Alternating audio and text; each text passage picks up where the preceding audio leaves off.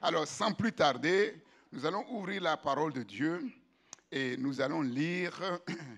Ça va être un tout petit peu long, mais c'est important de lire tout le passage pour avoir le droit fil. Romains chapitre 4. Romains chapitre 4. Romains chapitre 4, je vais commencer à partir du verset 13 jusqu'au verset 25 et ensuite nous irons dans Hébreux, le chapitre 5 à partir du verset 11 et tout le chapitre 6. Le titre plutôt de mon message ce matin, c'est la clé des percées spirituelles dans le royaume de Dieu. Vous savez que quand je reviens de la retraite spirituelle, il y a des choses nouvelles que je donne, il y a des choses anciennes. Vous savez que le thème que nous avons abordé après ma retraite spirituelle de l'année 2022, on ne l'a pas achevé. Donc, dans un premier temps, il y aura 2, 3, peut-être 4 prédications par rapport aux choses nouvelles que Dieu m'a données pendant cette retraite spirituelle. Ensuite, on va terminer le thème de la retraite spirituelle 2022. Et Dieu voulant, si Dieu le permet, on va aborder maintenant le grand morceau, le gros morceau du Saint-Esprit. Romains chapitre 4, verset 13. En effet, ce n'est pas par la loi que l'héritage du monde a été promis à Abraham ou à sa postérité. C'est par la justice de la foi. Car si les héritiers le sont par la foi est vaine et la promesse est annulée. Car la loi produit la colère. Et là où il n'y a point de loi, il n'y a point non plus de transgression. C'est pourquoi les héritiers le sont par la foi, pour que ce soit par grâce, afin que la promesse soit assurée à toute la postérité. Non seulement à celle qui est sous la loi, mais aussi à celle qui a la foi d'Abraham, notre Père à tous, selon qu'il est écrit, « Je t'ai établi Père d'un grand nombre de nations. » Il est notre Père devant celui auquel il a cru, Dieu, qui donne la vie aux morts et qui appelle les choses qui ne sont point comme si elles étaient. Espérant contre toute espérance, Abraham crut et devint ainsi le Père d'un grand nombre de nations, selon ce qui lui avait été dit, telle sera ta postérité. Et sans faiblir dans la foi, il ne considéra point que son corps était déjà usé, puisqu'il avait près de 100 ans et que Sarah n'était plus en état d'avoir des enfants. Il ne douta point par incrédulité au sujet de la promesse de Dieu, mais il fut fortifié par la foi, donnant gloire à Dieu et ayant la pleine conviction que ce qu'il promet, il peut aussi l'accomplir. C'est pourquoi cela lui fut imputé à justice. Verset 23. Mais ce n'est pas à cause de lui seul qu'il est écrit que cela lui fut imputé. C'est encore à cause de nous à qui cela sera imputé, à nous qui croyons en celui qui a ressuscité des morts, Jésus, notre Seigneur, qui a été livré pour nos offenses et est ressuscité pour notre justification. Amen à la parole de Dieu. Nous faisons un petit saut. Hébreux, chapitre 5. Hébreux, chapitre 5.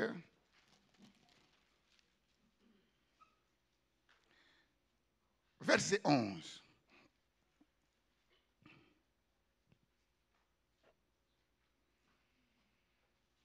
Hébreux, chapitre 5, verset 11. Nous avons beaucoup à dire là-dessus et des choses difficiles à expliquer. Parce que vous êtes devenus lents à comprendre. Vous, en effet, qui depuis longtemps devriez être des maîtres, vous avez encore besoin qu'on vous enseigne des principes élémentaires des oracles de Dieu. Vous en êtes venus à avoir besoin de lait et non d'une nourriture spirituelle. Or, quiconque est au lait n'a pas l'expérience de la parole de justice, car il est un enfant. Mais la nourriture solide est pour les hommes faits pour ceux dont le jugement est exercé par l'usage à discerner ce qui est bien et ce qui est mal. C'est pourquoi, laissant les éléments de la parole du Christ, tendons à ce qui est parfait, sans poser de nouveau le fondement du renoncement aux œuvres mortes, de la foi en Dieu, de la doctrine des baptêmes, de l'imposition des mains, de la résurrection des morts et du jugement éternel. C'est ce que nous ferons si Dieu le permet. Car il est impossible que ceux qui ont été une fois éclairés, qui ont goûté le don céleste, qui ont eu part au Saint-Esprit, qui ont goûté la bonne parole de Dieu et les puissants du siècle à venir et qui sont tombés, soient encore renouvelés et amenés à la repentance, puisqu'ils crucifient pour leur part le Fils de Dieu et l'exposent à l'ignominie. Lorsqu'une terre abreuvée par la pluie qui tombe souvent sur elle produit une herbe utile à ceux pour qui elle est cultivée, elle participe à la bénédiction de Dieu. Mais si elle produit des épines et des chardons, elle est réprouvée et près d'être maudite, et on finit par y mettre le feu. Verset 9. Quoique nous parlions ainsi, bien-aimés, nous attendons, pour ce qui vous concerne, des choses meilleures et favorables au salut. Car Dieu n'est pas injuste pour oublier votre travail et l'amour que vous avez montré pour son nom, ayant rendu et rendant encore des services aux saints.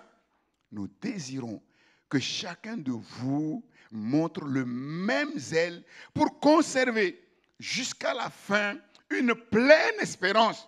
C'est-à-dire qu'il faut passer de la lenteur, de la compréhension jusqu'à la pleine espérance.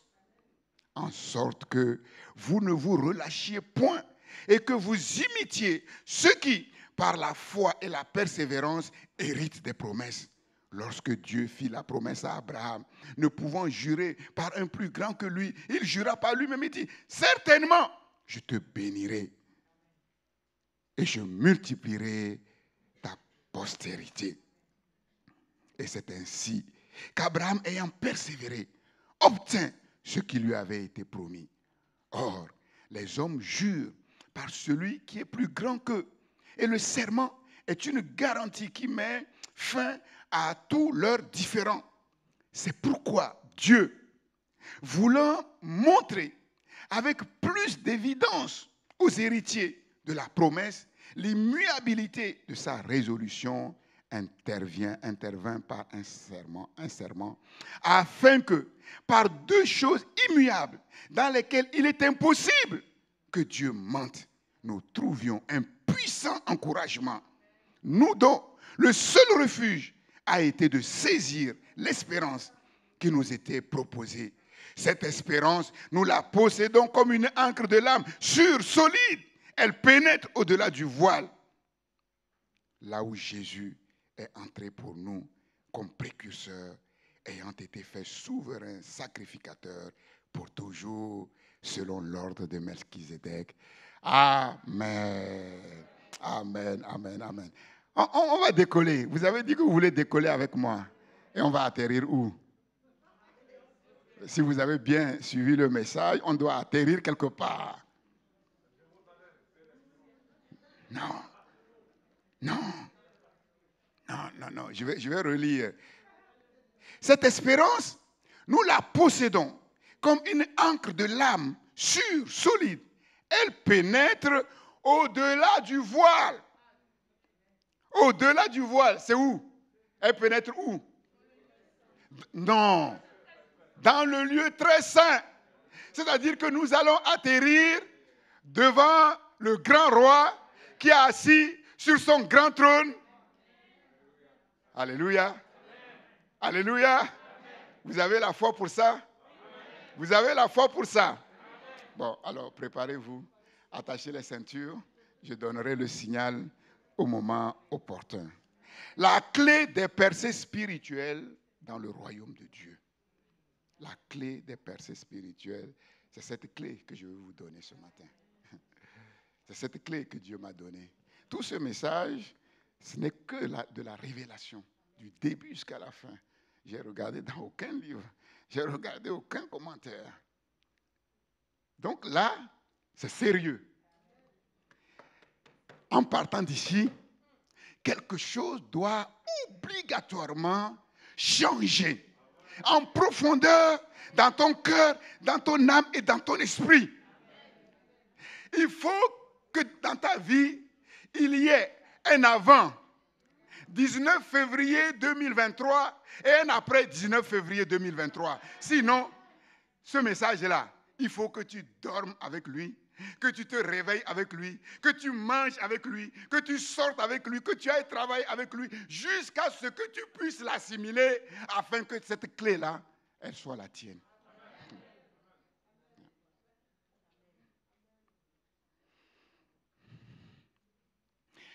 Ces textes, vous les avez déjà lus. Moi aussi, je les ai déjà lus. Mais c'est des textes fondamentaux. Fondamentaux. Essentiels pour notre salut. C'est-à-dire quoi? Ces textes nous révèlent la loi de l'accomplissement des promesses de Dieu. Si importante pour nos vies, pour notre vie, à la fois présente et à venir. Donc, si tu n'es pas au clair avec ces tests-là, si tu ne prends pas au travers de ce test ce que Dieu va te donner, tu vas vivre en vain pendant ton pèlerinage sur cette terre et c'est en vain que tu vas attendre le royaume de Dieu. Voilà pourquoi il faut que les choses soient claires, bien calées, bien calées. Le cadre est posé. Abraham, le père de tous les croyants, notre père dans la foi. Dieu nous montre clairement que la foi d'Abraham a opéré des percées mais extraordinaires, de telle manière qu'aujourd'hui encore, Abraham n'est plus sur la terre, mais tout le monde connaît Abraham. Tout le monde vénère Abraham. Les juifs, les musulmans, même les païens, tout le monde. Il est devenu une source de bénédiction pour le monde entier, pour les nations, pour toutes les familles de la terre. Dans le texte d'Hébreux 6, le chapitre 6 d'Hébreux, il est question de trois choses. Le salut. Ensuite, il est question des promesses. Et enfin, il est question de la promesse. Le salut, les promesses, la promesse. Ça veut dire quoi? Le salut est une réalité présente que nous devons saisir. Comment? Par quel moyen? Nous devons saisir au travers des promesses que Dieu nous a données dans sa parole. Sa divine puissance nous a donné tout ce qui contribue à notre vie sur cette terre. Le salut commence déjà sur cette terre pour savoir si, quand Jésus va venir, tu vas être enlevé ou pas. Tu dois voir, est-ce que ce que Dieu t'a promis, ce que Dieu a promis de faire pour toi sur cette terre-là, pour faire de toi quelqu'un, pour faire de toi la tête et non la queue, pour te mettre en haut et non en bas, est-ce que ces choses-là, Dieu est en train de les faire? Si oui, quand Jésus viendra, la promesse sera assurée. Les promesses, le salut, les promesses et la promesse. Le salut est aussi une réalité à venir que nous saisissons comment? La réalité présente, nous saisissons par la foi. La réalité à venir, nous la saisissons comment? Par l'espérance. Voilà pourquoi nous devons passer de la lenteur à la pleine espérance. À la pleine espérance. Nous la saisissons par l'espérance. Nous saisissons la promesse de la vie éternelle par l'espérance qui est née dans nos cœurs au travers de la foi que Dieu nous a donnée par sa parole. Comment hériter des promesses de Dieu? Quelle est notre part de responsabilité dans l'accomplissement des promesses divines? Quelle est notre part? Quelle est la part de Dieu? Et quelle est ma part? Qu'est-ce que Dieu attend de moi pour faire éclater sa gloire dans ma vie, déjà sur cette terre. Paul dit à Timothée, son fils légitime dans la foi, Timothée, serviteur de Dieu. 1 Timothée chapitre 6, verset 12. Paul dit à Timothée, combat le bon combat de la foi. Ne te trompe pas de combat. Ta femme n'est pas ton ennemi. Ton mari n'est pas ton ennemi. Tes enfants ne sont pas tes ennemis. Le pasteur Daniel n'est pas ton ennemi. Tes frères et sœurs ne sont pas tes ennemis. Combat le bon combat de la foi. Saisis la vie éternelle à laquelle tu as été appelé et pour laquelle tu as fait une belle confession en présence d'un grand nombre de témoins. Timothée était-il sauvé, oui ou non? Oui, mais Paul lui dit quand même, combat le bon combat de la foi, saisis la vie éternelle. Il y a un combat que nous devons livrer sur cette terre et il ne faut pas se tromper de combat. Je vais aller doucement. Parce qu'il faut, comme je l'ai dit, le message doit rentrer. Ça doit passer de là, la tête, jusque dans le cœur. Et rester dans le cœur. Et rentrer aussi dans l'esprit. Et rester dans l'esprit. Tout d'abord, quelques préliminaires. Tout d'abord, l'épître aux Hébreux, comme je l'ai dit, souligne notre lenteur à comprendre les choses de Dieu. Nous sommes lents à comprendre Dieu. Les voies de Dieu ne sont pas nos voies. Les pensées de Dieu ne sont pas nos pensées. Et souvent, nous ne saisissons pas très tôt cette vérité fondamentale que quand la grâce de Dieu vient sur nos maisons, quand la grâce de Dieu vient sur notre vie, la première chose que nous devons faire, plus que toute autre chose, plus que le travail, plus que le mariage, plus que l'argent, plus que les femmes, plus que toute autre chose, c'est de chercher Dieu de tout notre cœur. Parce qu'il est la source de tout. C'est lui qui est la source de notre mariage. C'est lui qui nous donne les enfants. Le travail, tout. Et souvent, on ne le comprend pas. Et donc, on perd son temps dans des choses secondaires. Et donc, au lieu d'avancer vite, on avance lentement, comme des tortues. Jusqu'au jour où on se rend compte qu'on prend un coup à gauche, un coup à droite, on va devant, on se cogne la tête derrière, on se cogne la tête. Et c'est là qu'on prend conscience que, ce que Dieu dit, c'est la vérité. Il faut que je cherche Dieu de tout mon cœur. Il faut que j'applique mon cœur à chercher l'Éternel. Parce qu'il a dit, vous me chercherez et vous me trouverez. Si vous me cherchez de tout votre cœur. Et quand on a trouvé Dieu, on est tranquille. Quels que soient les temps et les circonstances, la vie devient un long fleuve tranquille. Et vogue le navire. Alléluia. On se rit des mauvaises nouvelles. On se dit, les mauvaises nouvelles, finalement, deviennent pour nous une bonne nouvelle. Parce que les mauvaises nouvelles nous enseignent cette vérité fondamentale que Dieu veut nous révéler une facette de sa personne, de sa puissance qu'on ne connaît pas encore. Et voilà pourquoi il amène un problème. Mais quand on n'est pas connecté avec Dieu, les problèmes, on tremble. On dit, Dieu, il m'a oublié. Dieu n'est plus au courant de moi. Et Dieu envoie une situation pour te démontrer qu'il t'aime. Et que, parce qu'il t'aime, aucune situation ne peut te mettre par terre. Et toi, tu pleures. Là où on devait commencer à louer Dieu, on pleure. Et ça, c'est pas bon. Il faut sortir de cette lenteur. Qu'est-ce que tu vas faire maintenant?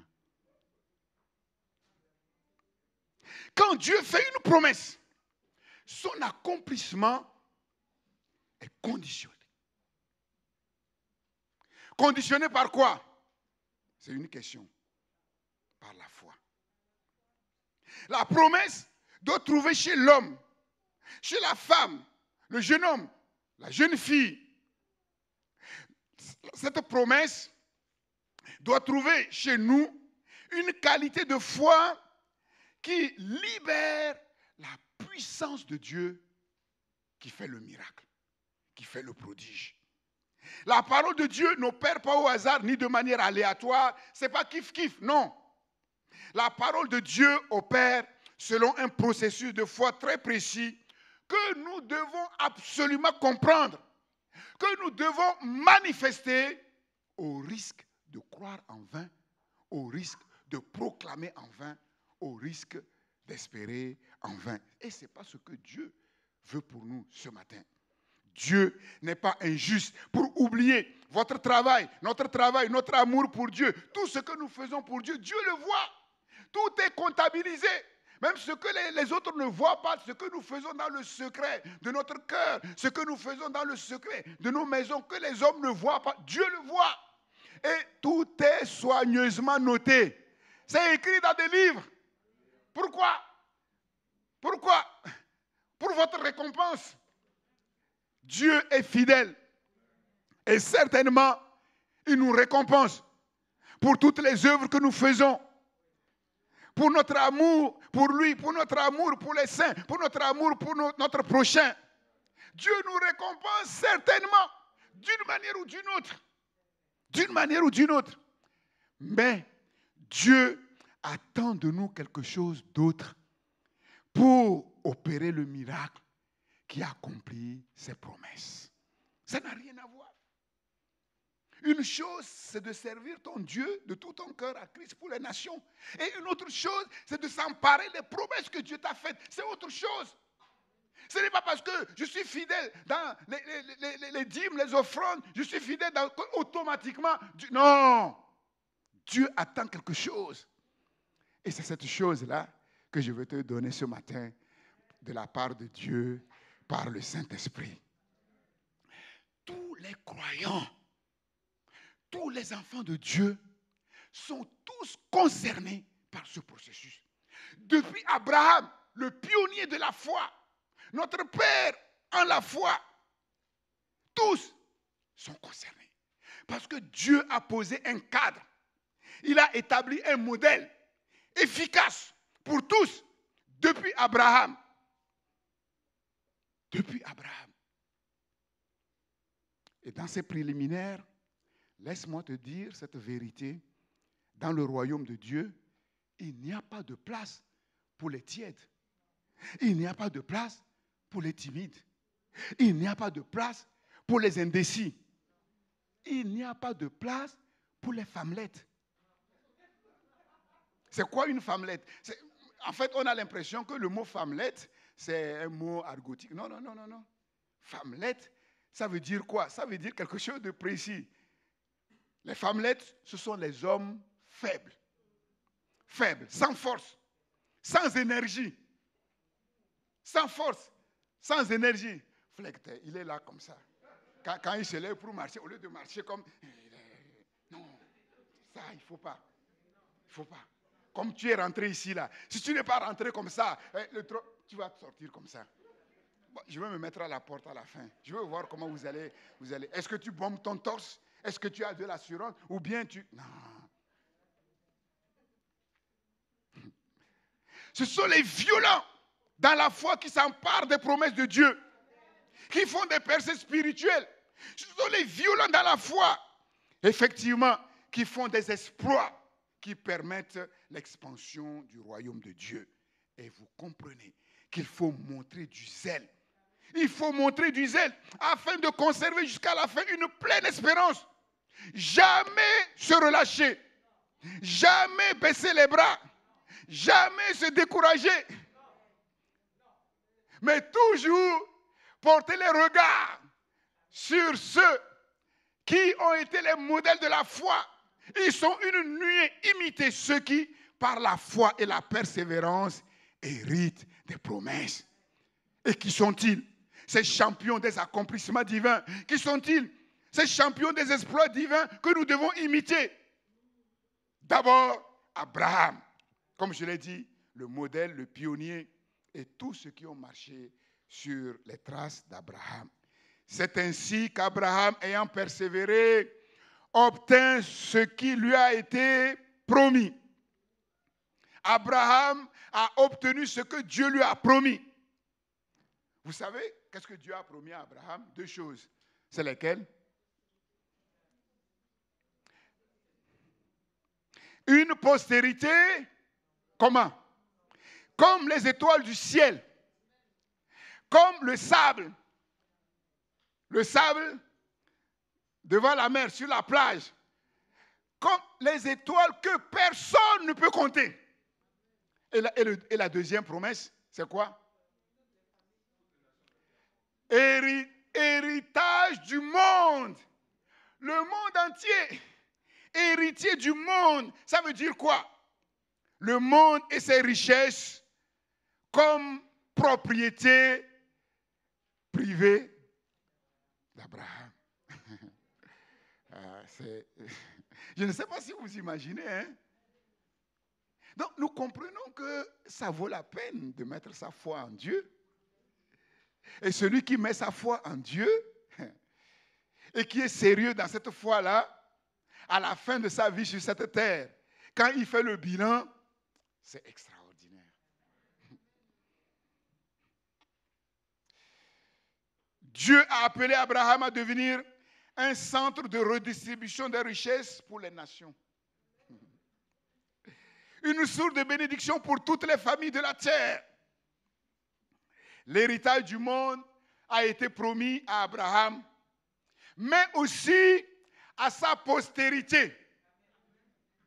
Qui est cette postérité? Isaac,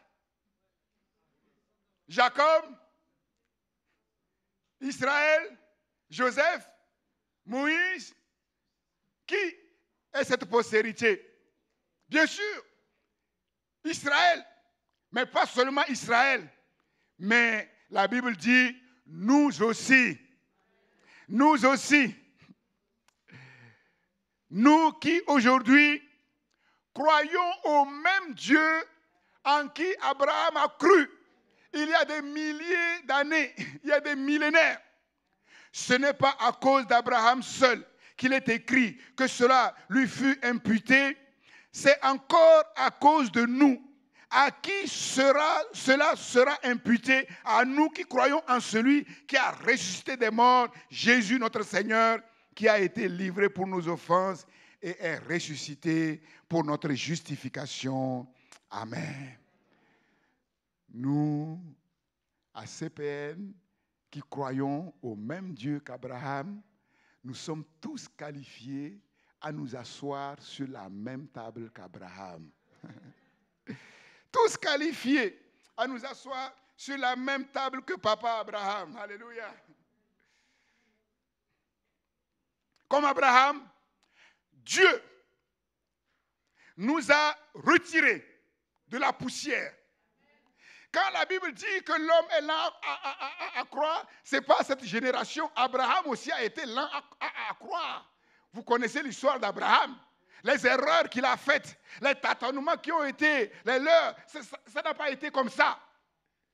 Comme Abraham, Dieu nous a retirés de la poussière. Dieu nous a retirés du fumier. Pourquoi faire? C'était la prière de Patricia. J'ai entendu ta prière. C'est ce que tu as dit, hein? Pour faire quoi?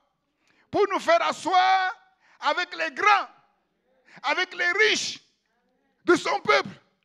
Mais ça s'appelle comment? Ça là. Ce que ces versets-là disent, Dieu nous a retirés du fumier, de la poussière de la terre, pour nous faire asseoir où? À la table des grands, du peuple de Dieu. Les grands du peuple de Dieu, ça c'est où? C'est où? C'est où? Le trône de Dieu, c'est où? Le troisième ciel. C'est à combien de kilomètres de la terre? À combien de kilomètres de la terre?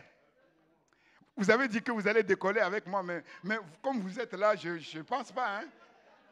Je vais doucement, mais quand je vais commencer à aller plus vite, je ne sais pas si vous allez me suivre. Hein? Même doucement, je sens que ce n'est pas encore ça.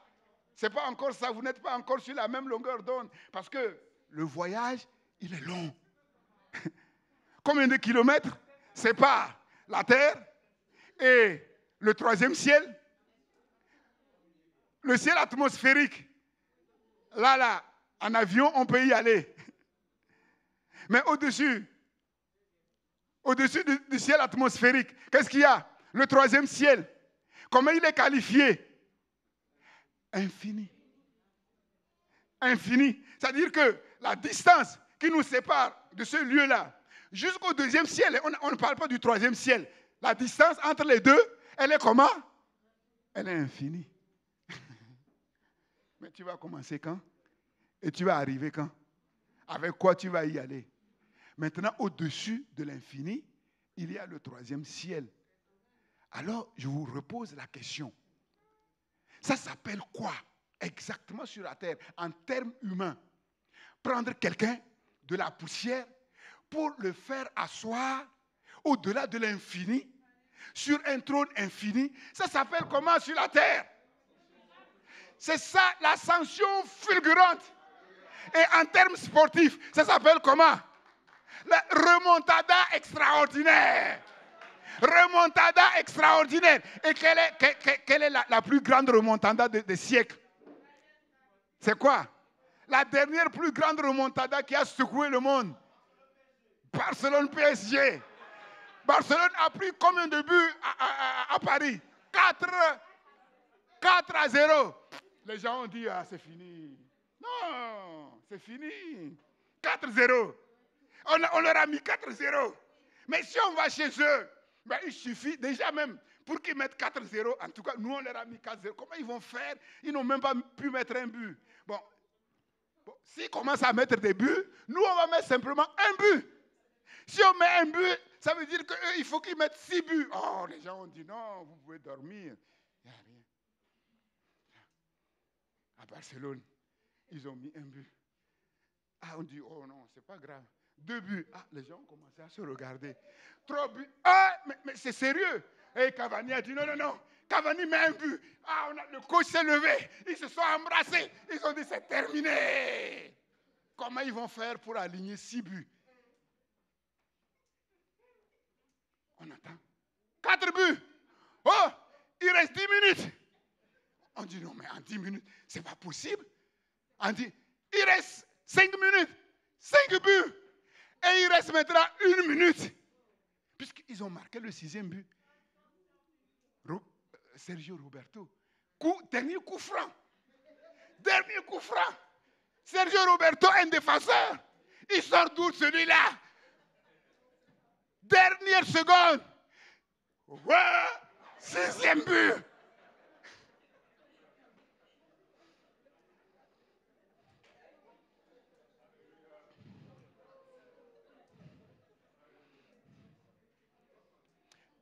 L'histoire des remontadas nous enseigne tous quelque chose. Qu'est-ce que ça nous enseigne? Tant que le coup de sifflet final n'est pas sifflé par l'arbitre, il y a encore de l'espoir.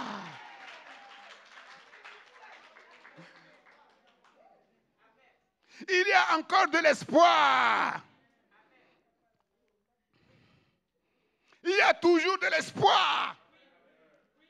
Même au fond d'un trou noir, profond, que là où personne ne veut y aller, le diable te prend.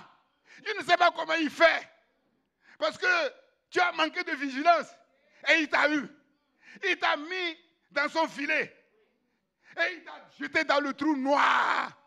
Personne ne peut descendre là-bas. Il paraît qu'il y a des serpents. Il paraît que c'est affreux. Personne ne peut descendre là-bas. Mais laisse-moi te dire quelque chose. Et la bonne nouvelle, que je suis revenu de la retraite spirituelle pour t'annoncer ce matin de la part de Dieu, même dans un trou noir, il y a encore de l'espoir.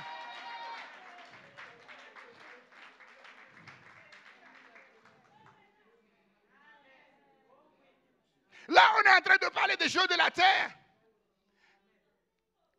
Et je vous ai dit que sur la terre, tant que le dernier coup de sifflet ne retentit pas sur le terrain, même si c'est 10-0, il y a encore de l'espoir. Maintenant, laissez-moi vous dire quelque chose. Qui est le roi des remontadas? Qui est le roi de l'ascension fulgurante. Mais criez fort. Là, comme ça, là. Mais qu'est-ce qu'il a fait pour être le roi des remontadas? Parce que lui, il est allé au-delà du coup de sifflet final. On l'a mis sur la croix. À un certain moment, l'officier romain, le centenier, a donné, frrr, je vous annonce, Jésus est mort. C'est fini. C'est terminé. Le match est fini. Le match est fini. Le diable a gagné. Ils ont commencé à ouvrir le champagne. Le dernier coup de sifflet a retenti. Quand le dernier coup de sifflet retentit sur le terrain, est-ce qu'après, il y a quelque chose? C'est fini. On a dit c'est terminé. Un jour, ils étaient en train de fêter. 2 jours, ils étaient encore en train de fêter. Et le 3e jour, après le dernier coup de sifflet, Jésus, le roi des remontadas, est sorti. Alléluia. Il est sorti de la mort. Il est sorti de la mort. Il est sorti de toutes les défaites. Alléluia. C'est lui, il est capable de faire une remontada après le dernier coup de sifflet. Alors nous, de quoi on va avoir peur? Même pas de la mort. Alléluia. Donc ceux qui sont vraiment qualifiés sur la terre pour faire les vrais remontadas extraordinaires, c'est vous, c'est nous. Alléluia.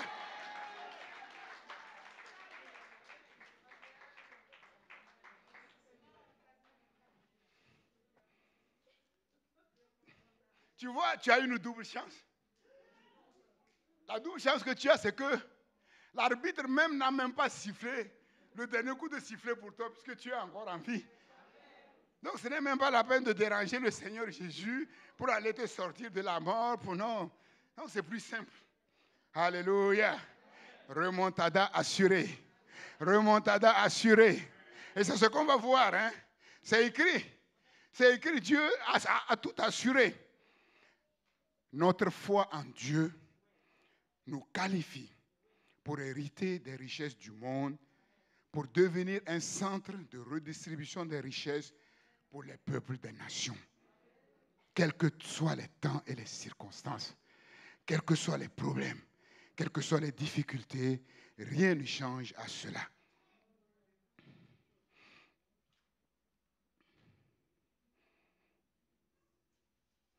Et c'est cette vérité que le Saint-Esprit a réactualisée pour nous au travers de cette promesse extraordinaire que le Seigneur nous a faite.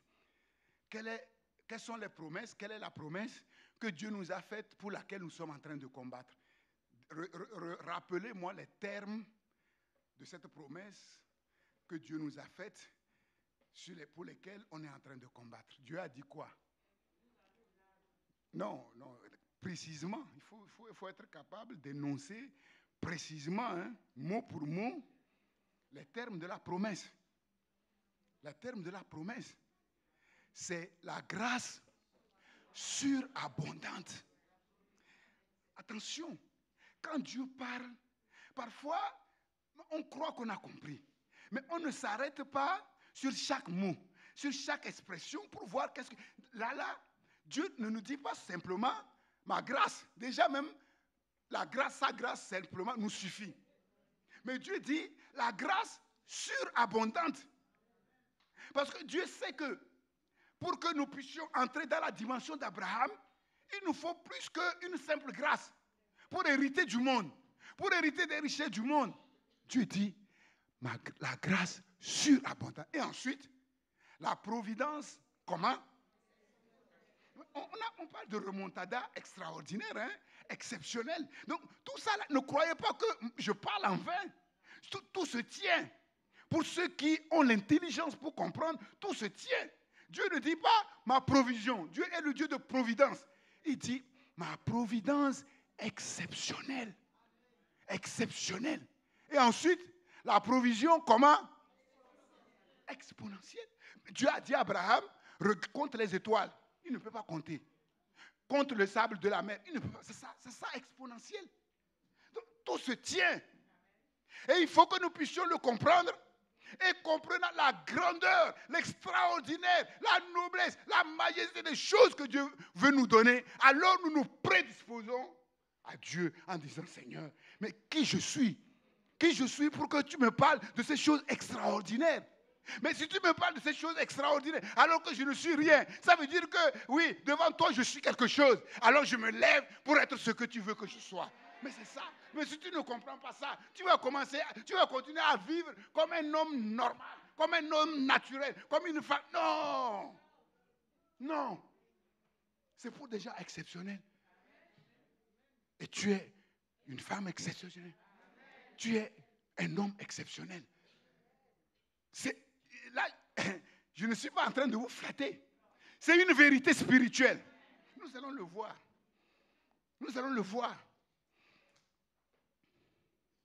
Grâce surabondante, providence exceptionnelle, provision exponentielle. Provision exponentielle. C'est ça, les moyens de l'ascension fulgurante. C'est ça, les moyens de la remontada extraordinaire. C'est ça. Ça s'appelle comment? C'est ce qu'on appelle, en termes plus simples, le trot de Dieu. Le trot de Dieu. Et le trot de Dieu se trouve où? Le trot de Dieu ne se trouve pas n'importe où. Ça là, aucun païen ne peut hériter de ça. Non, aucun païen. Même les milliardaires là, non.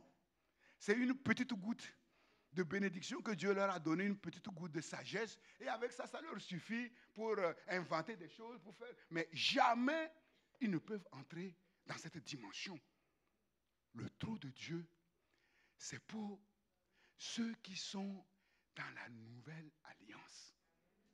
C'est le privilège de ceux qui sont entrés dans la nouvelle alliance. Et le trône de Dieu est illustré où? Dans le Nouveau Testament.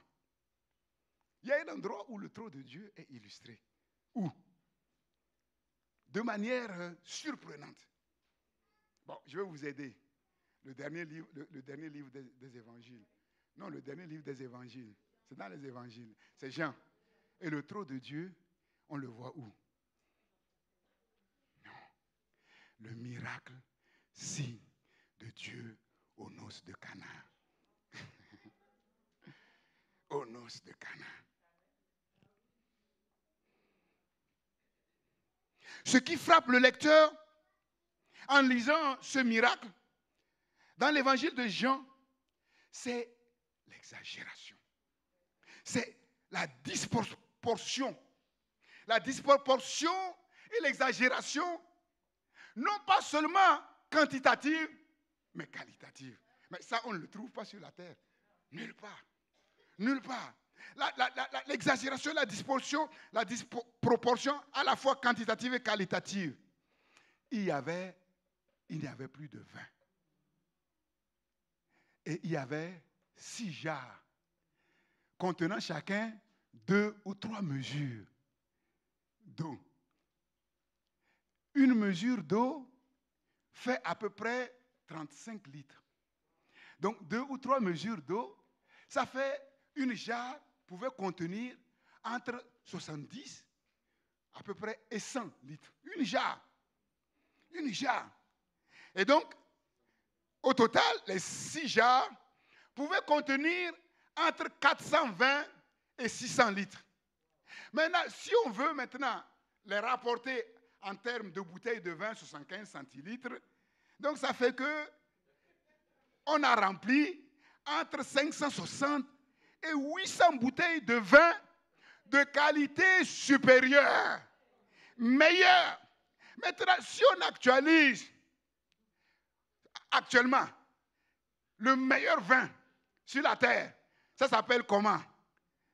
Bon, il y en a qui sont plus du côté de la Bourgogne, d'autres du côté de Bordeaux, mais dans l'unanimité, il y a un nom c'est Pétrus. Pétrus, c'est le meilleur vin. Maintenant, dans les Pétrus, il y a le meilleur dans les Pétrus, parce que tous les millésimes n'ont pas la même cote. Déjà, une bouteille de Pétrus normale coûte combien? Normal, une bouteille année ordinaire. Entre 2 et 3 000 euros. Mais maintenant, le meilleur Pétrus. Bon. Vous savez, il y a une bouteille de vin qui peut coûter jusqu'à 100 000 euros. Donc, quand tu as une goutte là, tu peux le reconvertir. Tu dis non à la place de la goutte et on va te donner quelques centaines de billets d'euros pour que tu puisses pas. Une goutte. Donc, la bouteille ordinaire, 2 à 3 000. Maintenant, le meilleur Pétrus, combien? Vous évaluez à combien? Bon, moi j'ai été gentil pour ne pas vous choquer. J'ai mis la barre quand même très, très, très bas. Mettons 10 000 euros, mais je sais que c'est beaucoup plus. Le meilleur Pétrus, je pense qu'il doit valoir autour de 100 000 euros. Donc 10 000 euros la bouteille, 10 000 euros la bouteille, mais multiplié par 800 bouteilles, ça fait combien d'euros?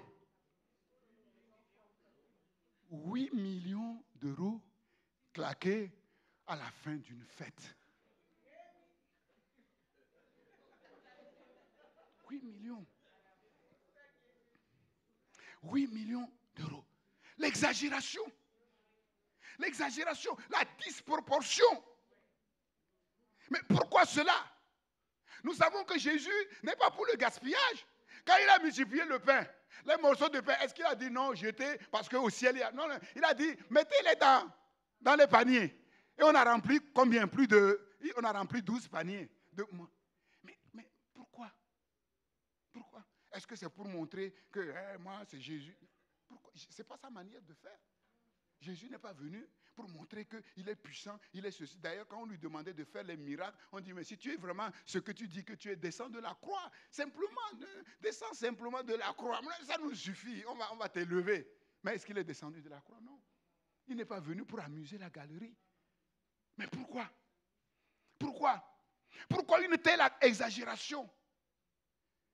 C'est là qu'on voit que si on n'est pas vraiment connecté au royaume de Dieu, comme on doit être connecté, on a une mentalité de pauvre. On va dire, on a besoin de 10 000 euros, c'est un peu compliqué. Claquer 8 millions pour une fête. À la fin de la fête, les gens ont déjà mangé, ils ont bu, et peut-être qu'il y en a, ils vont jeter. Mais pourquoi ça ne sert à rien? C'est là où on voit vraiment qu'il y a un décalage. Et il faut qu'on corrige ce décalage-là.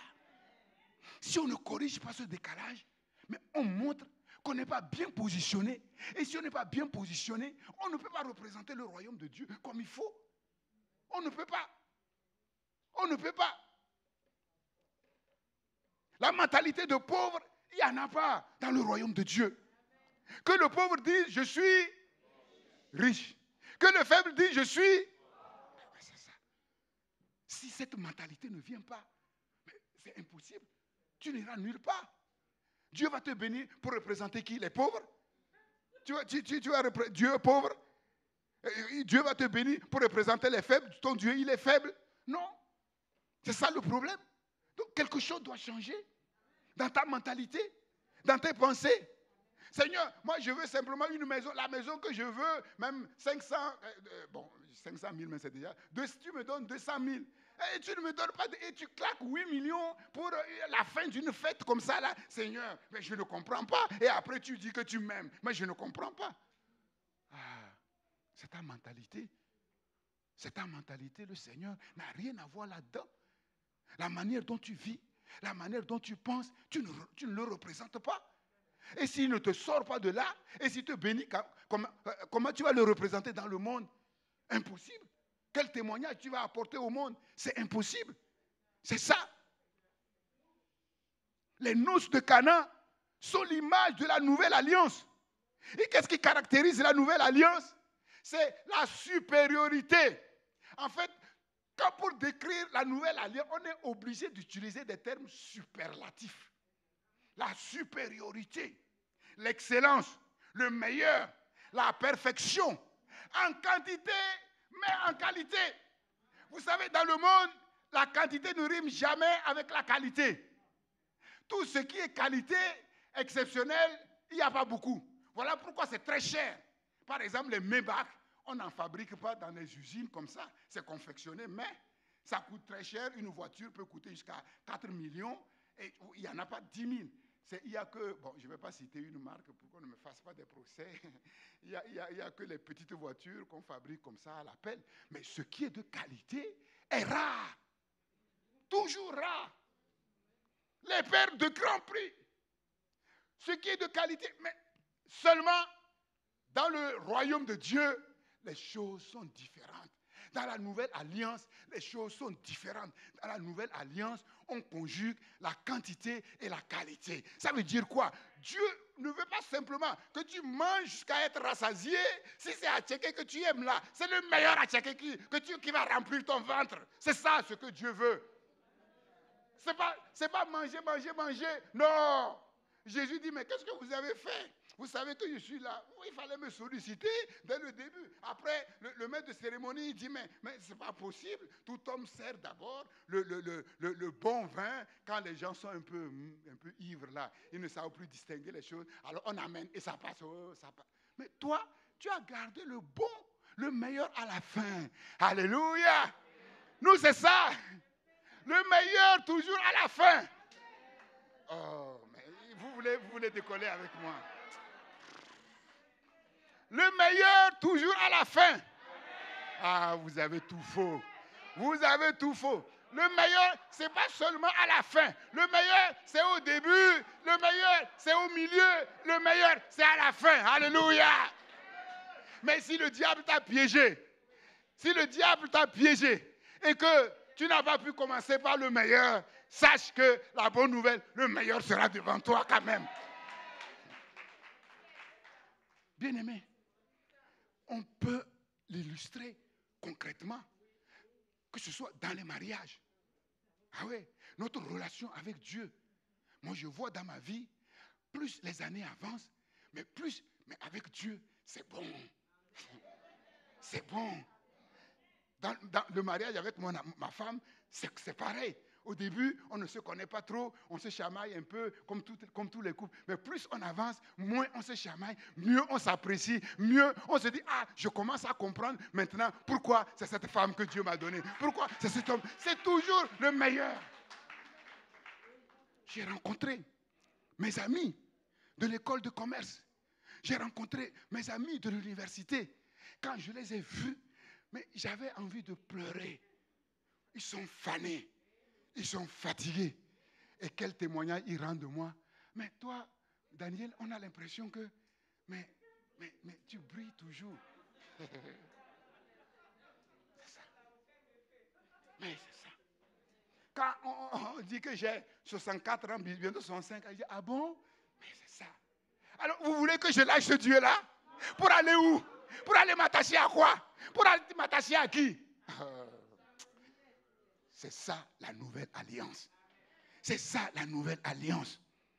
La surabondance quantitative associée à l'excellence qualitative préfigure le caractère démesuré des dons et des richesses divines accordées par Dieu au peuple de la nouvelle alliance. Et c'est ce que Dieu a fait avec Abraham. Et c'est ce que Dieu veut faire avec nous, la postérité d'Abraham. Est-ce que nous sommes prêts à marcher sur les traces de notre père Abraham? Est-ce que nous sommes prêts à marcher sur ces traces? Si nous sommes prêts à marcher sur ces traces, Dieu dit, il n'y a pas de problème. Il n'y a pas de problème. Les biens les plus excellents, les meilleurs, en quantité surabondante, en quantité démesurée. D'ailleurs, dans l'histoire, Dieu a fait une petite démonstration. À l'époque de Salomon, l'or, c'était comme l'argent. Et l'argent était comme les cailloux. Il y en avait tellement. À l'époque, ça c'est l'ancienne alliance, hein? À l'époque de Salomon. Donc, ce n'est pas des choses comme ça. Ce n'est pas des choses comme ça. L'argent, c'était les cailloux. L'or, il y en avait tellement, les quantités. Chaque année, ça venait. Quand la reine de Séba a appris que c'était comme ça, elle a dit non, quelqu'un ne peut pas être plus riche que moi. Moi, la reine, moi-même, je vais aller voir. Elle a pris sa cour là. Elle a toutes les richesses. Ils sont venus là. quand elle a vu, il a vu les serviteurs, comment ils sont habillés. Chaque jour, le nombre de bœufs, le nombre de moutons, le nombre, les tonnes d'atchéké qu'on amène là, le caviar, tout ça là, le meilleur vin. Oh, elle dit waouh, waouh, waouh. Elle a passé son temps du matin jusqu'au soir à dire waouh, waouh, waouh. À la fin, on a dit, elle eut le souffle coupé. Elle a dit, mais quand on m'en a parlé, moi je ne croyais pas. J'ai dit, mais les gens, vous savez, les gens, ils parlent trop, ils exagèrent. Mais jusqu'à ce que je vienne. Mais ce que j'ai vu, mais ça dépasse même ce qu'on m'en a rapporté. C'est ce que Dieu veut faire dans ta vie. Et plus les épreuves sont difficiles, plus tu descends dans le trou. C'est même bon. C'est même bon. C'est même bon. Bon, entre nous, tu préfères une moyenne remontada ou tu préfères une remontada extraordinaire? Voilà pourquoi ta mentalité doit changer. Ta mentalité doit changer. Tu ne dois pas trembler devant les habits.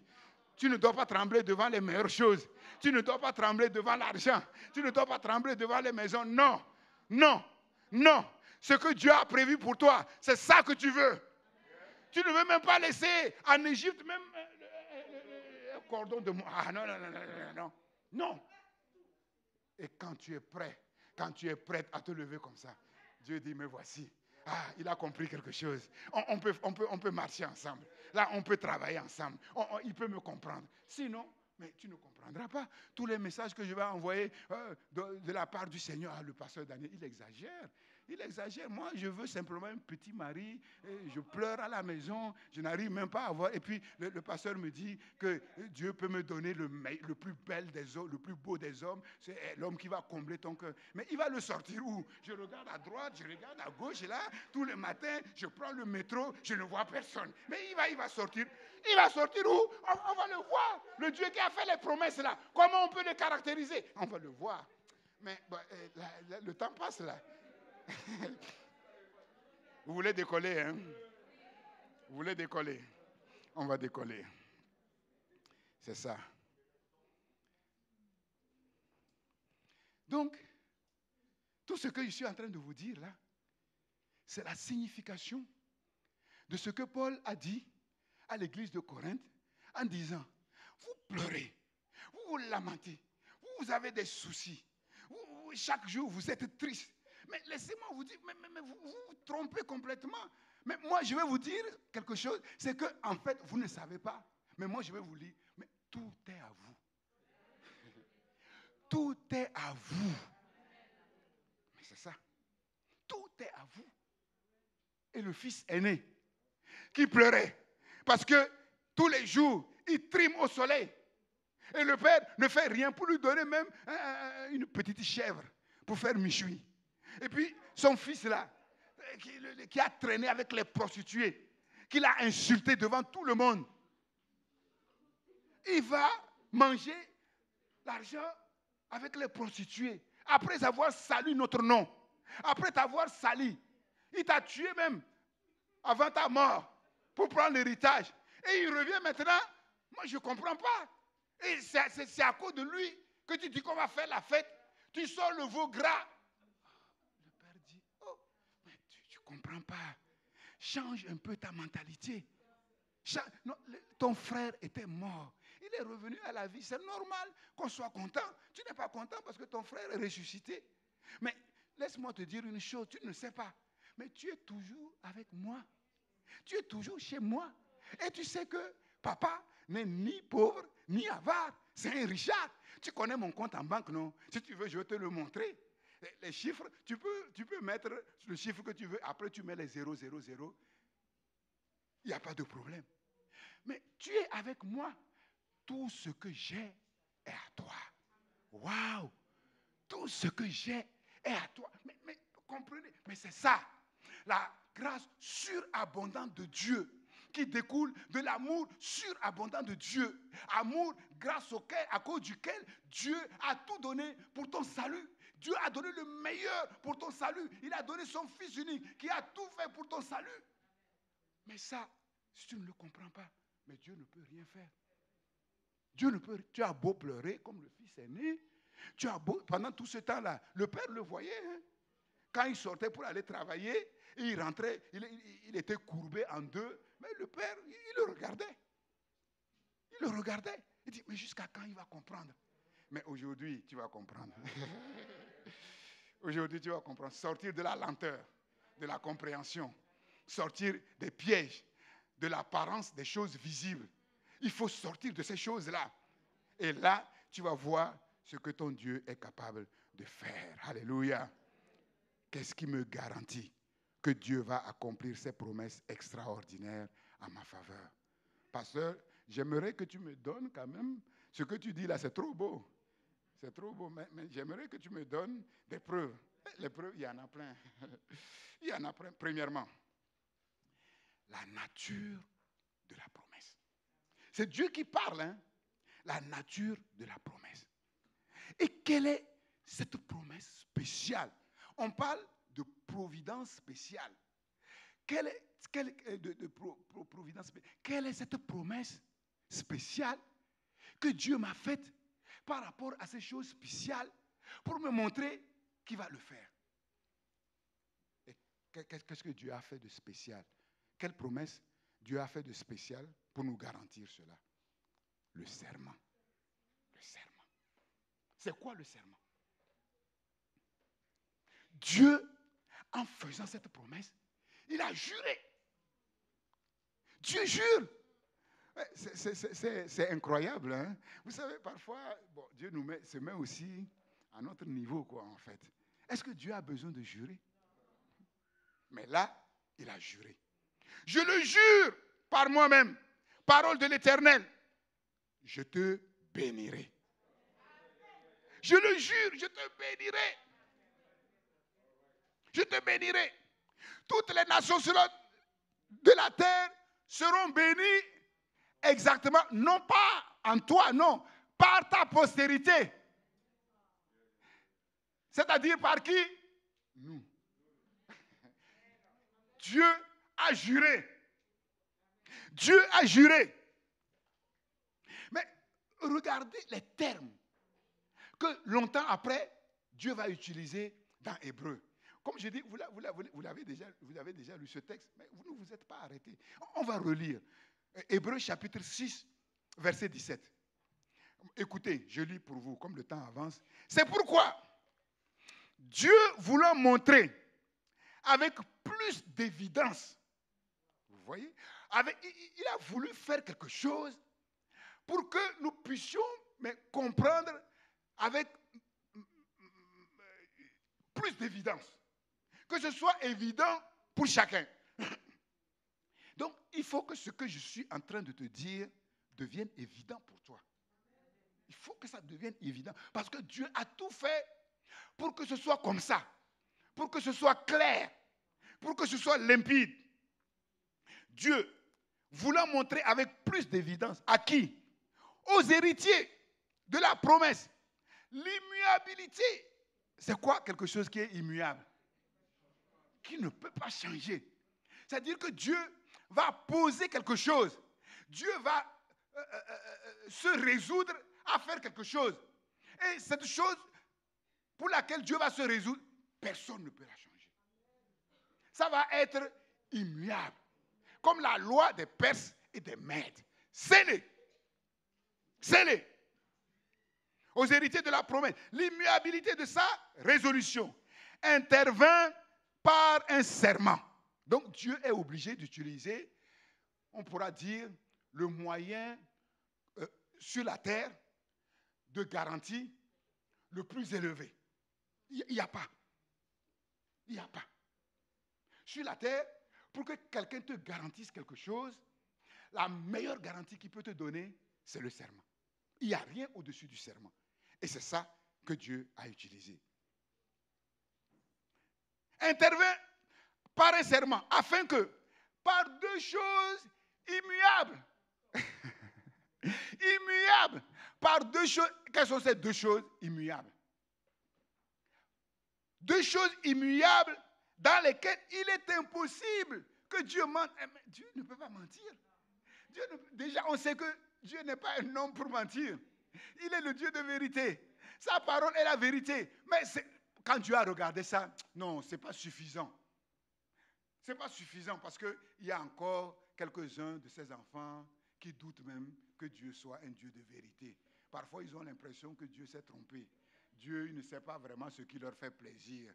Quand il veut leur faire plaisir, là, non, Dieu, demande-moi simplement. Moi, je vais te dire simplement ce qui me fera plaisir. Parce que j'ai l'impression que tu ne sais pas ce qui me fait plaisir. Ah, c'est terrible. Dieu dit, bon, ok, mais je vais faire quelque chose, mais deux choses immuables par lesquelles il est impossible que Dieu mente. C'est-à-dire, il est impossible que Dieu revienne sur sa résolution. Quelles sont ces deux choses immuables? La parole. La parole. On va voir pourquoi la parole. Et ensuite, le serment. Déjà, la parole même, c'est suffisant. Mais Dieu ajoute à sa parole le serment. Afin que, par deux choses immuables dans lesquelles il est impossible que Dieu mente, nous trouvions un puissant encouragement. Nous trouvions un puissant encouragement. Donc, si tu comprends ces choses-là, les soucis, ce n'est plus pour toi. Les lamentations, ce n'est plus pour toi. Les inquiétudes, ce n'est plus pour toi. De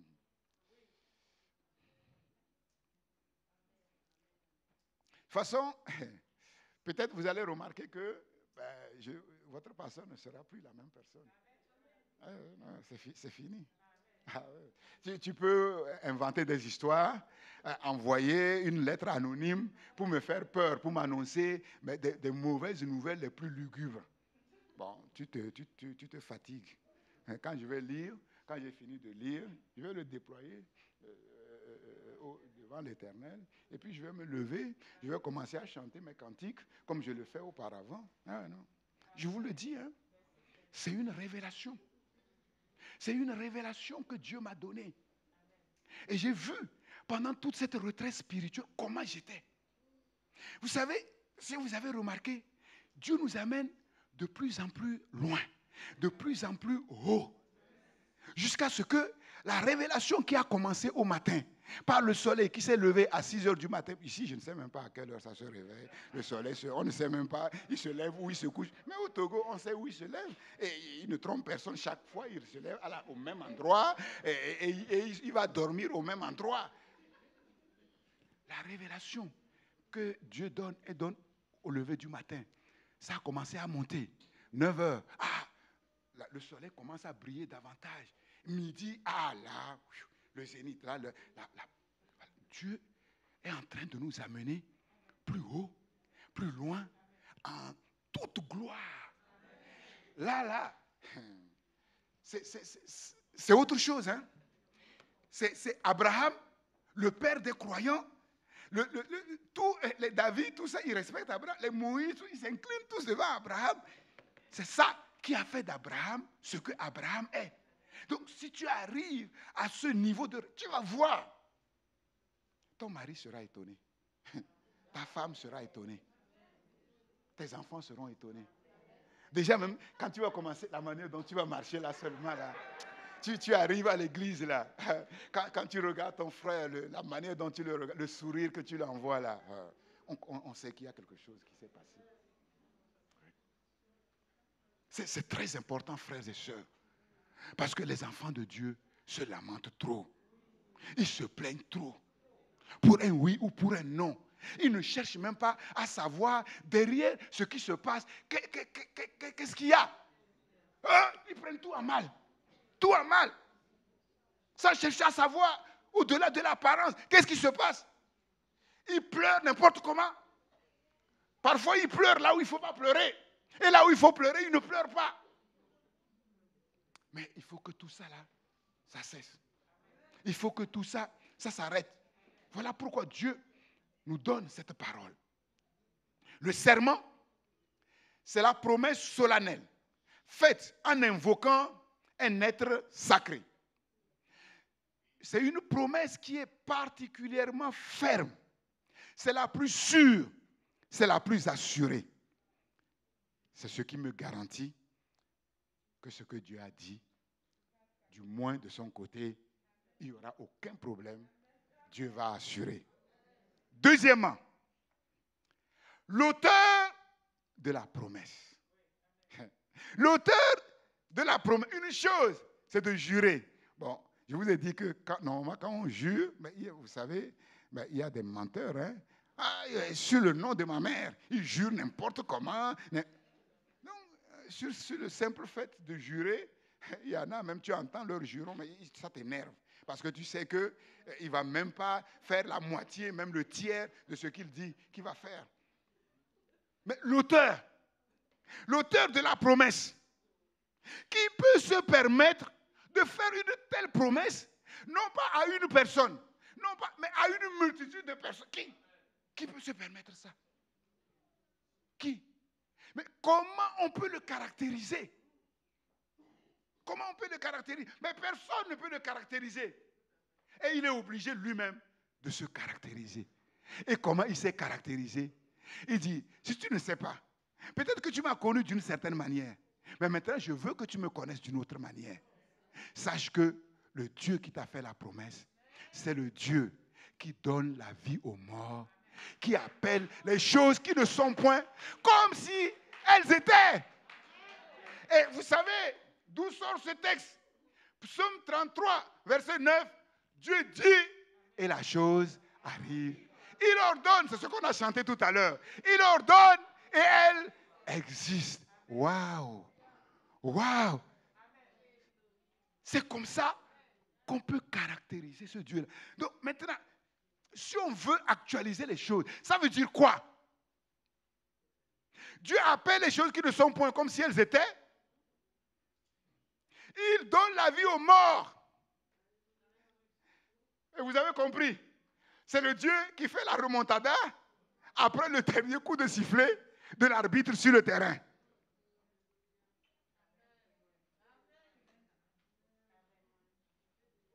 Ça veut dire quoi? Dieu dit et la chose arrive.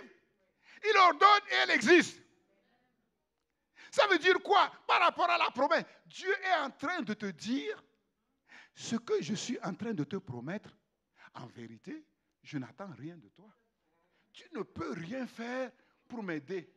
Et je ne te solliciterai même pas pour m'aider. Tu as beau partir 40 jours de jeûne et retraite, prier de midi à 4. Ça ne pourra même pas acheter une goutte de ce que je vais te donner. Ce n'est même pas la peine de te fatiguer. Et ils se lèvent le matin, ils rentrent tard le soir, complètement éreintés. Ils mangent le pain de douleur. Et pendant ce temps, lui, le Père Céleste, il gave des meilleures nourritures, des meilleurs vins à ses enfants qui sont en train de ronfler, de dormir. Il faut le comprendre. Il faut le comprendre. Hein? Il faut sortir d'un système pour rentrer dans un autre système. Il faut sortir d'un système. Ça veut dire quoi? Mais Dieu qui appelle les choses qui ne sont point comme si elles étaient. Ça veut dire que c'est un Dieu qui, à partir de rien, peut faire quelque chose. Mais nous tous ici, nous avons tous un rien à la maison. Tu te retrouves dans un désert, il n'y a rien. Dieu dit, il n'y a pas de problème. Moi, ce que je veux, c'est qu'il n'y ait rien. Et avec le rien, moi, je suis capable de faire quelque chose. Présente-lui ton rien. Présente-lui simplement. N'essaie pas de dire, ah, moi, je jeûne, je fais...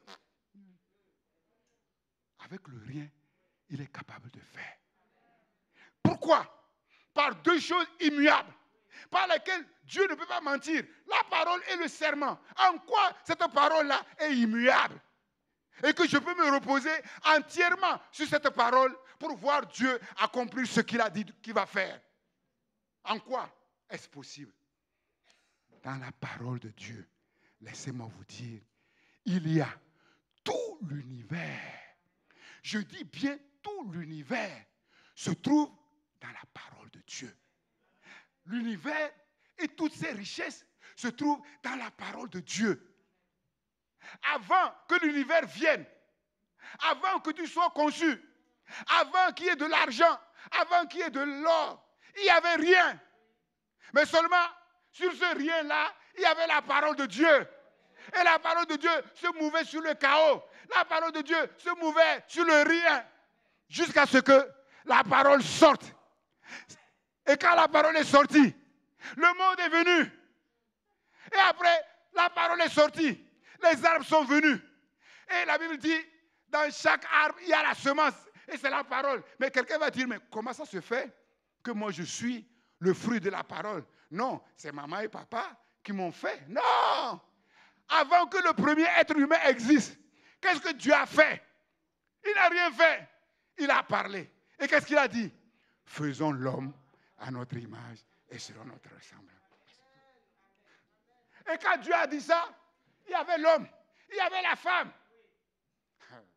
Dans la parole, il y a tout.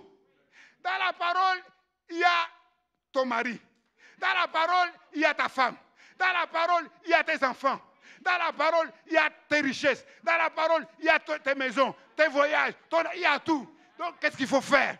Il suffit simplement de chercher ton Dieu jusqu'à ce qu'il libère une parole sur ta situation. Et quand la parole est libérée, que tu dormes ou que tu ne dormes pas, la parole fait son travail.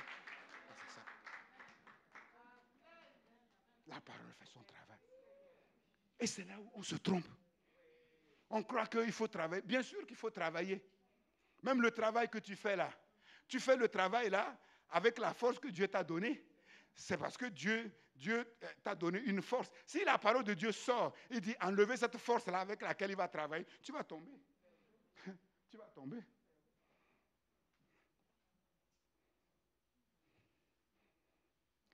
Et quand nous savons qui est celui qui nous a parlé, et quand nous le connaissons, la lumière de Dieu vient sur lui comme il est réellement, et que cette lumière resplendit dans notre cœur, nous ne pouvons plus être la même personne.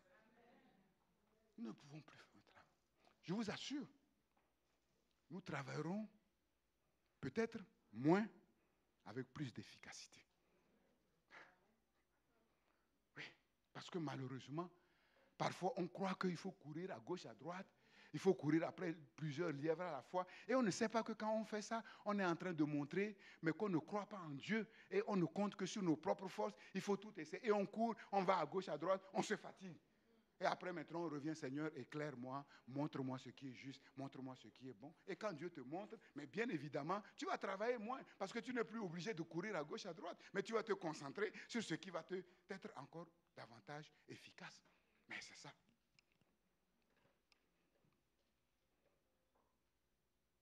Comment on peut caractériser ce Dieu-là en un seul mot?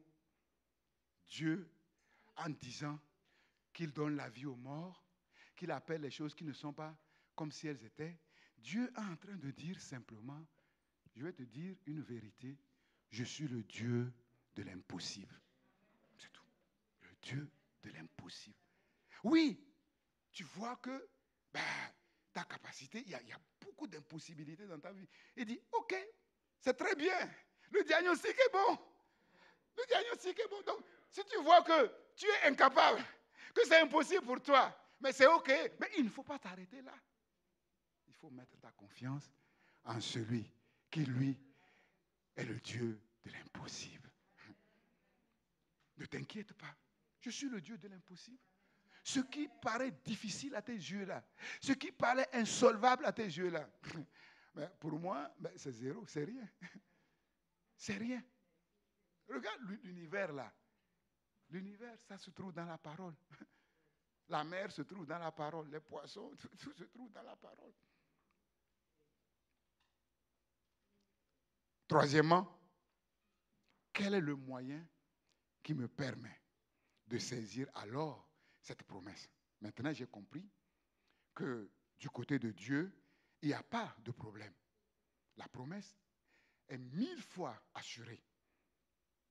L'auteur de la promesse, il est infiniment élevé par rapport à ce qu'il va me donner. Donc, pas de problème. Maintenant, le problème, quel est le moyen? Et c'est là ce qui nous intéresse fondamentalement. Et c'est là le combat de la foi. Quand Paul dit à Timothée, combat le bon combat de la foi, saisis la vie éternelle, ça veut dire quoi? Ça veut dire que quand on a saisi la vie éternelle, c'est le must. La vie, quand tu saisis la vie éternelle, la vie sur terre, c'est zéro devant la vie éternelle. C'est beaucoup plus difficile. Quelqu'un qui saisit vraiment la vie éternelle, tout ce qui contribue à la vie sur la terre, il va saisir facilement. C'est ça le vrai combat de la foi. Mais par quel moyen? Par quel moyen? Est-ce que je m'arrête ou on continue? Parce que là, je suis à la moitié de mon message.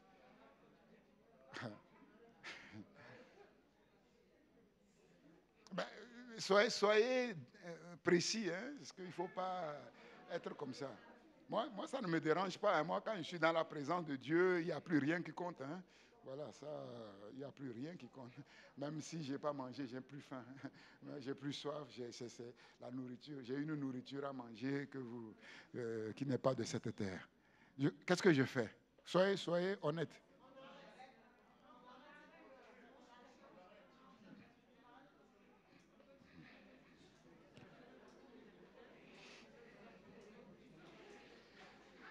Alléluia, Seigneur de gloire.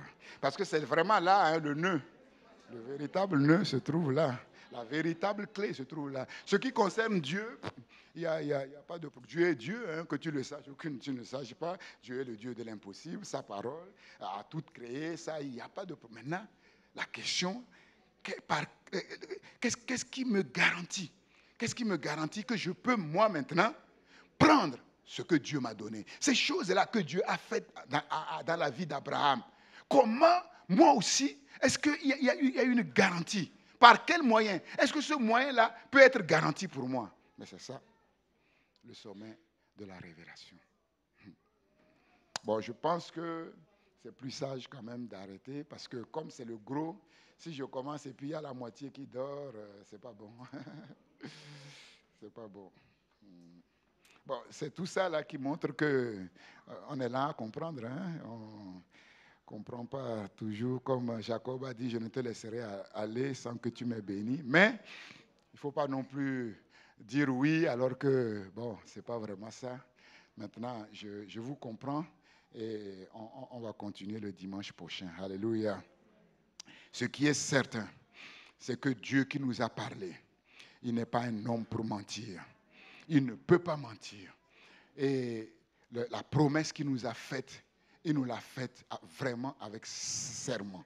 Pour nous dire que là, c'est vraiment chaud.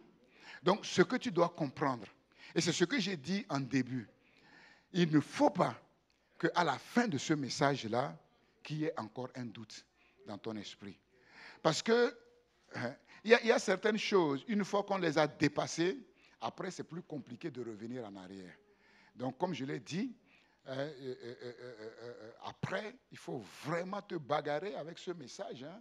Il faut vraiment bien t'assurer que tu as compris. Parce que si tu n'as pas compris, Dieu ne pourra rien faire pour toi. Hein. Le fils aîné, il était à la maison en train de pleurer matin, midi et soir. Le père n'a rien fait. Donc, c'est très important. C'est pour ça que je vous ai dit, ce sont des textes fondamentaux de la vie. Si on ne comprend pas ça, on ne saura pas comment prendre ces promesses. Hein, la promesse de guérison, on est tout le temps, c'est toujours les hauts et les bas. Hein, Dieu a fait la promesse que tu ne vas pas rester célibataire, mais c'est yo-yo, ça monte. Aujourd'hui, on croit fort, on dit gloire à Dieu, Dieu va faire. Et puis demain, fracata, on retombe encore. Non, on va voir. Celui qui est comme ça, il ne peut rien recevoir de Dieu. Il ne peut rien recevoir de Dieu. Dieu dit, ok, tu peux continuer à tâtonner. Combien d'années, je ne sais pas. Sache que moi, je n'ai pas de problème avec le temps. Mais toi, tu as des problèmes avec le temps. Donc, il ne faut pas faire comme si le temps, ce n'est pas un problème. Mais pendant que tu tâtonnes là, ok, tu peux tâtonner, tu es là à comprendre, il n'y a pas de problème. Mais il faut qu'un jour là, tu puisses comprendre. Ah ouais. Il faut qu'un jour, tu puisses comprendre. Parce que si tu ne comprends pas ça, tu ne peux rien faire. Tu vas proclamer en vain. Tu vas danser en vain. Tu vas chanter des cantiques en vain. Tu vas jeûner en vain. Parce que ces choses-là ne sont pas à même d'amener les choses que Dieu a préparées pour toi. Quand tu fais ces choses, tu montres simplement que tu es un enfant de Dieu. C'est tout. Tu montres que tu es un enfant de Dieu. C'est tout. Mais ce n'est pas ça. Comme Dieu a dit, je connais votre amour. Ce que vous faites là, votre service, je vois. Il y a pas de, je vais vous récompenser. Mais pour ce qui concerne les promesses que je vous ai faites, il y a quelque chose à faire. Et il arrive un moment où il faut t'inscrire dans ce processus. Et moi, je suis convaincu que Dieu va vous donner de vous inscrire dans ce prospectus, dans ce processus, de telle manière, comme je l'ai dit, il y ait un avant et il y a un après. Et Dieu sera glorifié. Ah ouais. Dieu sera glorifié. Notre vie sera de qualité meilleure. Nous serons à même de faire la démonstration concrète, sur le plan matériel, sur le plan économique, sur le plan moral, sur le plan spirituel, sur tous les plans, qu'il est bon d'appartenir au Seigneur. Il est bon d'être compté parmi les enfants de Dieu. Alléluia. Et le monde verra que vraiment il nous a sortis de la poussière et il nous a mis très haut. Très, très, très, très haut. Que le nom du Seigneur soit béni. Alléluia. Merci Seigneur. Père, il ne s'agit pas de courir. Non. Il s'agit de comprendre les choses. Voilà pourquoi je vais m'arrêter ici, Seigneur, parce que ce sont des choses qui paraissent simples, mais cependant très profondes, Seigneur. Seigneur, Père, tu sais comment tu m'as donné ces choses. Ce ne sont pas des choses que j'ai apprises de quelqu'un. Je n'ai pas lu ça à gauche et à droite dans un livre. Non, Père. Et tu sais comment je t'ai dit, je me suis assis, j'ai dit maintenant, apporte la révélation et que j'écrive. J'ai passé des heures à recevoir et à transcrire, Seigneur, et ensuite à synthétiser. Père, permets-moi maintenant de communiquer ce message comme il faut à ton peuple, de telle manière que tous comprennent, que chacun soit impacté comme tu m'as impacté au travers de ce message. Que ce message soit pour chacun comme une flamme de feu qui vient réveiller quelque chose dans le cœur, dans l'esprit de tout un chacun. Oh Dieu de gloire, Seigneur, comme nous l'avons dit, dans ta parole, il y a tout, Seigneur. Même la foi là que tu nous demandes se trouve dans ta parole, puisque la parole vient de ce qu'on entend. La foi vient de ce qu'on entend, et ce qu'on entend vient de la parole de Dieu. Tout est dans cette parole. Et moi, je mets ma confiance en cette parole pour moi-même, pour mon frère, pour ma soeur. Et je crois que cette parole sera à même de corriger les faiblesses qu'il y a dans le cœur, les pensées, les sentiments, la volonté de tout un chacun. Bouleverser les forteresses tombent, Seigneur, oh Dieu, oh éternel. Et la foi de Dieu va prendre place. Et chacun va passer de la lenteur à comprendre à la pleine espérance. À la pleine espérance au moyen de la foi qui est dans cette parole. Oh Dieu de gloire, oui, le monde attend avec impatience, Seigneur, oui, la révélation des fils de Dieu. Père, oui, qu'il te plaît, Seigneur, nous ne sommes rien. Seigneur, mais tu n'as besoin que de rien pour agir, Seigneur. Seigneur, fais de nous quelque chose que le monde voit. Que notre Dieu est le vrai Dieu, que Jésus-Christ est le seul sauveur de l'humanité, le seul médiateur entre Dieu et les hommes. Il n'y a sous la terre aucun autre nom qui ait été donné par lequel nous devons être sauvés. Donne-nous, Seigneur, d'entrer dans cette dimension, la dimension de notre Père Abraham, Seigneur. Fais-nous asseoir sur la même table qu'Abraham, oui, que Isaac, oui, que Jacob, que Joseph, que Moïse, que David, oui, que tous ces croyants dans l'ancienne alliance, en sachant, oui, que les croyants dans la nouvelle alliance sont infiniment plus élevés que ceux de l'ancienne alliance. Le plus petit dans le royaume de Dieu est plus grand, oh Dieu, que le plus grand sur la terre, Seigneur.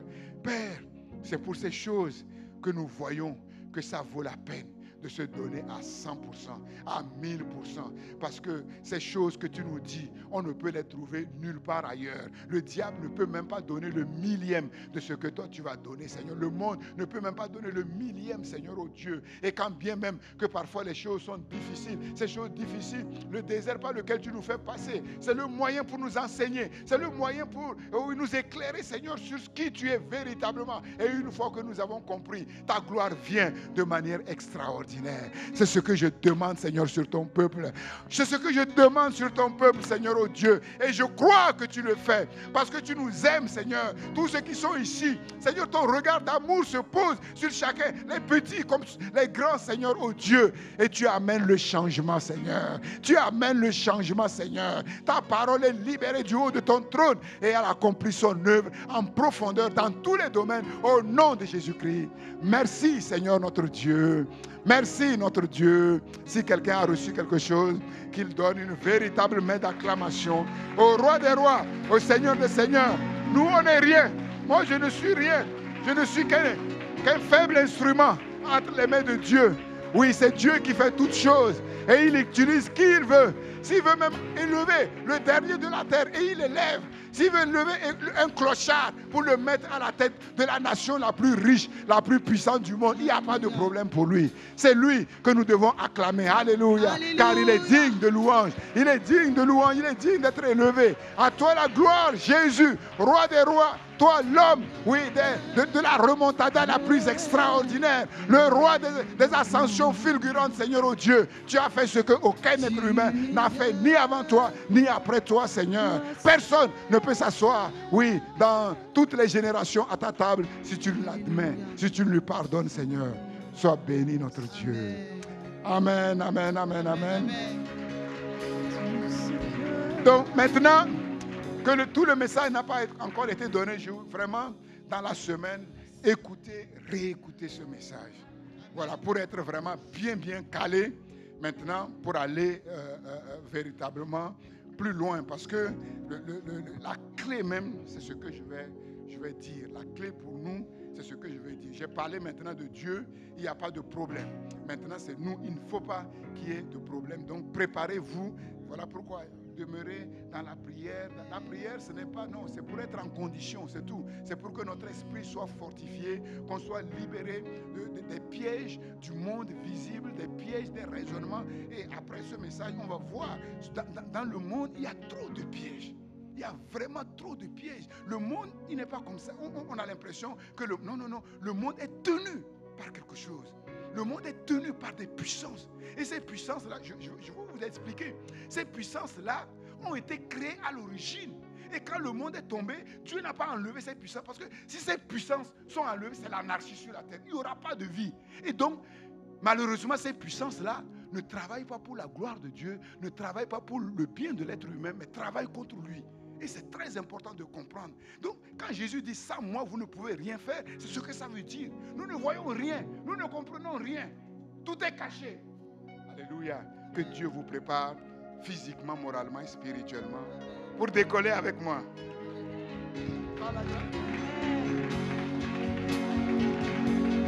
Tout ce que Papa fait.